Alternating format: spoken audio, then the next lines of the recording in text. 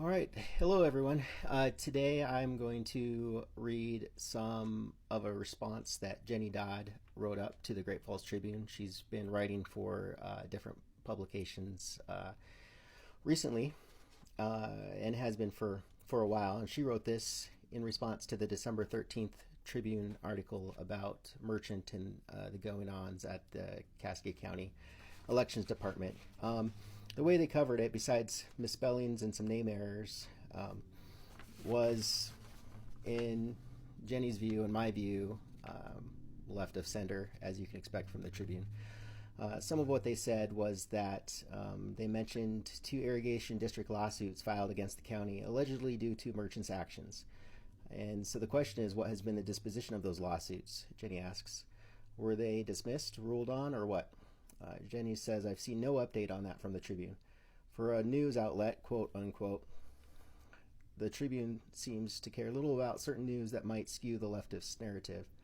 Why? Because it's more useful for the Tribune and its leftist allies to use the filing of said lawsuits and ignore the disposition of said lawsuits, since those election canvases were already completed and the results certified. So the other question is, why not be more balanced by mentioning the county faced a lawsuit in 2020 and lost due to Fontana Moore sending ballots out to all voters in an irrigation district and not just the landowners? That election had to be redone. This was after she had been in office since 2007 with all those years of experience. The Tribune also stated that she, Merchant, has drawn allegations of mismanagement in each election she has administered since taking office. A true statement while being very misleading.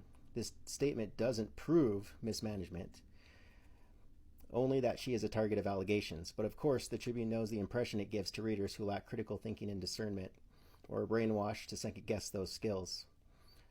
The Tribune also wrote that a final canvass of the county's November 7th general election results was delayed for a week past a state-mandated deadline due to a failure to give adequate public notice.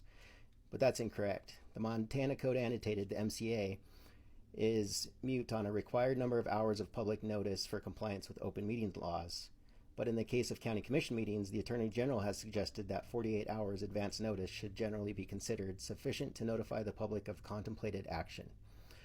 47 Attorney General number 13 at 6 in 1998. The opinion makes no distinction that those must be business hours rather than clock hours.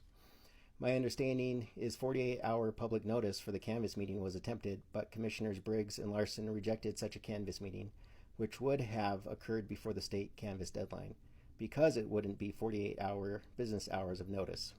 Thus, they forced it past the state canvass deadline. Merely having 2 commissioners who insist that they always have done it that way is not a legal argument, and I challenge you or your editor to prove me wrong on this point. And then finally, the Tribune wrote, in September, Great Falls Public School officials sent a letter to Cascade County Commissioners asking that Merchant election duties be transferred to the county commissioners. But why aren't they telling the whole story on that? And they haven't, and they continue to skew what actually happened.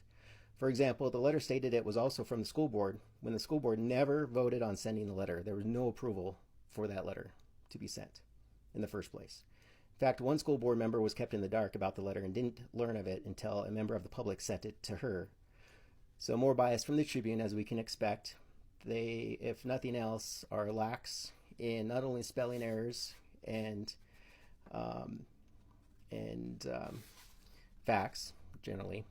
They seem to have an agenda, as I think most of us on the right have suspected for a long time, but it continues. And so this is part of setting the record straight, which you're not going to get from the normal news media, the Tribune, and such. And so I hope that some of these alternative news sources can help provide some facts and objective facts. You don't have to trust me. You don't have to trust anybody. Go look at it yourself. Go look at the record. Go look what's been put out there in the minutes of these meetings. Go look at the recordings of these meetings. Go listen to them. Go talk to people who were there. So no one's asking you to trust me. No one's asking you to trust anybody. Go check these facts for yourself.